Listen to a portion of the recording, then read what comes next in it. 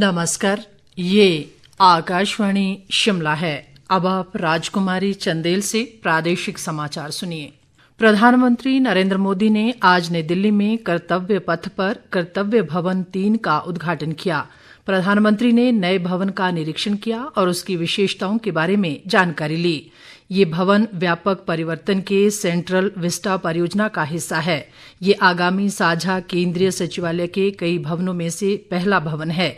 इसका उद्देश्य प्रशासनिक प्रक्रिया को सुव्यवस्थित और चुस्त दुरुस्त करना है। केंद्रीय ग्रामीण विकास राज्य मंत्री कमलेश पासवान ने कहा है कि 220 किलोमीटर लंबे शिमला कांगड़ा राष्ट्रीय राजमार्ग को 4 लेन, 2 लेन और पेव्ड शोल्डर में विकसित किया जा रहा है। सांसद डॉ राजीव भारद्वाज द्वारा संसद में पूछे गए एक सवाल के जवाब में उन्होंने ये जानकारी दी।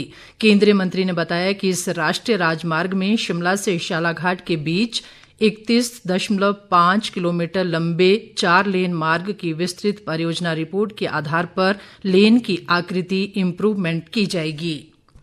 शिमला के चमियाना स्थित अटल सुपर स्पेशलिटी आयुर्विज्ञान संस्थान प्रदेश का पहला स्वास्थ्य संस्थान है, जिसमें नई दिल्ली एम्स की तर्ज पर मरीजों को विशेषज्ञ चिकित्सा सेवाएं प्रदान की जा रही हैं। अस्पताल में रोबोटिक सर्जरी की सुविधा शुरू हो रही है। इस दिशा में संस्थान में 29 करोड़ रुपए की लागत वाली एक अत्याधुनिक रोबोटिक सर्जरी मशीन स्थापित की जा चुकी है और इसके क्लिनिकल लॉन्च की सभी तैयारियां पूरी हो चुकी हैं। स्वास्थ्य विभाग के एक प्रवक्ता ने बताया कि स्वास्थ्य क्षेत्र में अत्याधुनिक सुविधाएं उपलब्ध करवाने की पहल के तहत अटल सुपर स्पेशलिटी आयुर्विज्ञान संस्थान चमियाना में 42 करोड़ रुपए की लागत के चिकित्सा उपकरण स्थापित किए जा रहे हैं। उन्होंने कहा कि राज्य के सभी चिकित्सा महाविद्यालयों और सरकारी स्वास्थ्य संस्थानों को आधुनिक तकनीक से लैस करने पर ध्यान केंद्रित किया जा रहा है, ताकि मरीजों को उनके घर द्वार के निकट बेहतर स्वास्थ्य सेवाएं सुनिश्चित हो सके। मॉनसून की सक्रियता के चलते राजधानी शिमला सहित प्रदेश के अधिकांश भागों में भारी वर्षा का दौर जारी है। इससे जनजीवन पूरी तरह प्रभावित हुआ है। भारी वर्षा के चलते आज प्रदेश के कई स्थानों पर शिक्षण संस्थान बंद रखने के आदेश दिए गए हैं। प्रदेश में लगातार हो रही बारिश के कारण 4 राष्ट्रीय उच्च मार्गों सहित 613 सड़कें यातायात के लिए अवरुद्ध हैं। राजस्व मंत्री जगत सिंह नेगी ने कहा है कि प्रदेश में मॉनसून की भारी बारिश से अब तक 1600 करोड़ रुपए से अधिक का नुकसान हो चुका है। शिमला में आज पत्रकारों से बातचीत के दौरान उन्होंने कहा कि लगातार भारी बारिश से नदी नाले उफान पर हैं। जगत सिंह नेगी ने कहा कि भूस्खलन के कारण अवरुद्ध सड़कों को खोलने का काम युद्ध स्तर पर जारी है।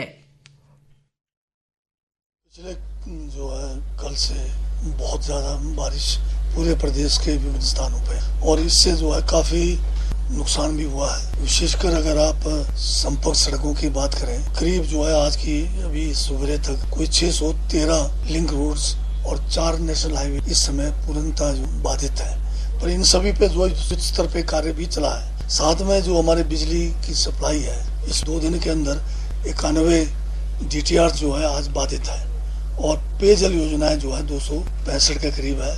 और इसी दौरान डेथ हुए हैं मानसून के कारण जून से जब अभी तक 108 लोग अपनी जानें गंवा चुके हैं। अब करोड़ों के हिसाब से लगाया तो ये 1600 करोड़ से ऊपर का चला गया है। इसमें अभी बागवानी और कृषि का मूल्यांकन चला हुआ है।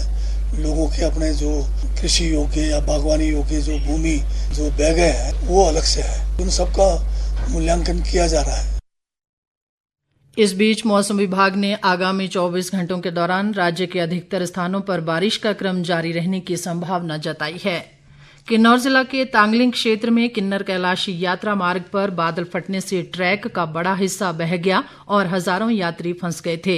इंडो तिब्बतन बॉर्डर पुलिस की 17वीं वाहिनी की टीम ने रस्सी आधारित ट्रैवर्स क्रॉसिंग तकनीक का प्रयोग करते हुए अब तक 413 श्रद्धालुओं को निकालकर सुरक्षित स्थानों पर पहुंचाया। इस बीच खराब मौसम को देखते हुए किन्नौर कैलाश यात्रा अगले आदेशों तक अस्थायी रूप से स्थगित कर दी गई है।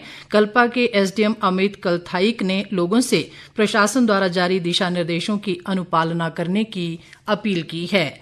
शिमला जिला के रोहडू क्षेत्र के चिड़गांव में एक निजी वाहन के पब्बर नदी में गिरने से 3 लोगों की मौके पर ही मौत हो गई, जबकि एक अन्य घायल है।